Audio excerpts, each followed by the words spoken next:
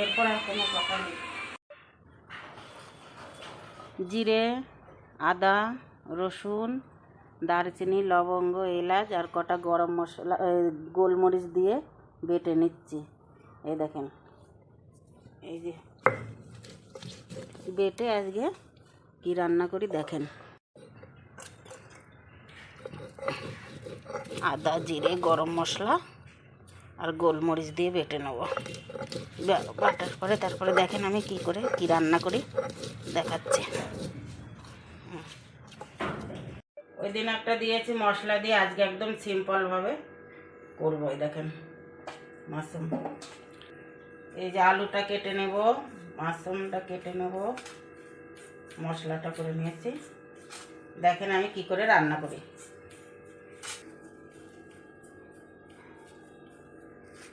এলের কি ওদের জানা যাদের।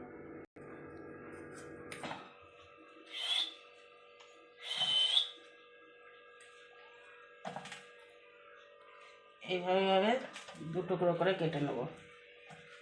আগে একটা দিয়েছি আর এখন একটা আমি আলাদাভাবে দেব। এইভাবে খেয়ে দেখবেন, কাটতে কি সুন্দর।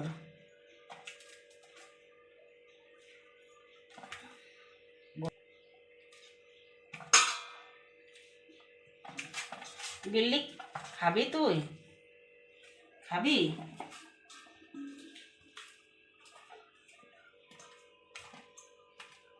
ফ্রিজ में এ দেখেন কি কি দেব। লবণ, গোটা গরম মশলা, একটা এলাচ, লবঙ্গ, দারচিনি, ছোট্ট একটা লঙ্কা, তেজপাতা আর এই যে আলু। সিম্পলভাবে করব, খেতে খুব ভালো লাগবে, খেয়ে দেখবেন।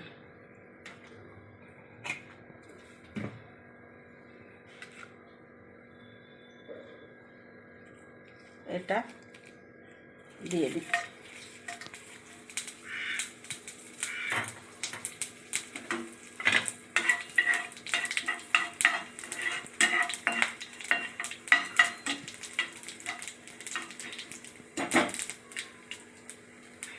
আলু কটা ভেজে নেব।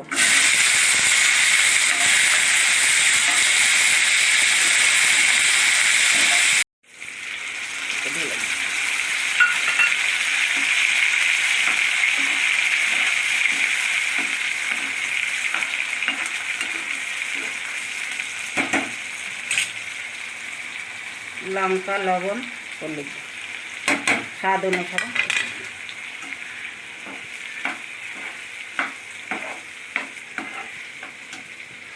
এটা ভাজার জন্য একটু জল দিলাম।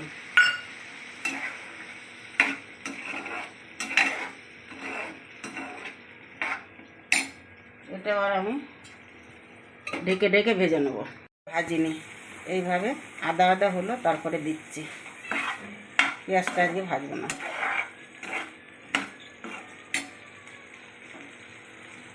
আবার ঢেকে ঢেকে ভেজে।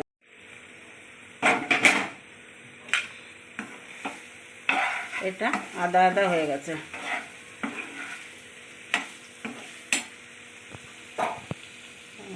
টমেটো কুচানো দিয়ে দিচ্ছি।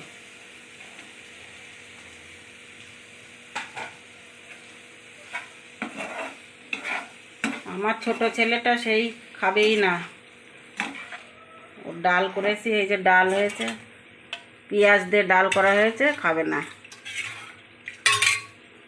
খাবে এই দেবো নাকি? এই দেখেন আদা আদা মশলা হয়ে গেছে। আমি একটু চিনি দিয়ে দেবো, একটা কাঁচা লঙ্কা চিড়ে দেবো।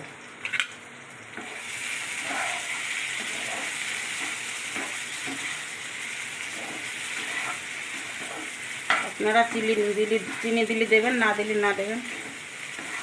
আমি একটু দিলাম।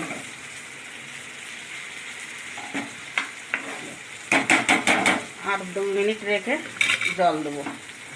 এখন বন্ধুরা আলু গলে গেছে, এগুলো আমি দিয়ে দেবো। সেই ডাল রান্না করে এবার ঢেকে দেবো।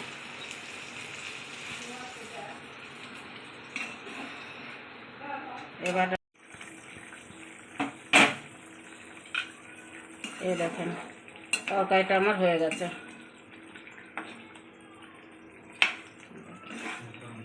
একদম সিম্পলভাবে রান্না করলাম।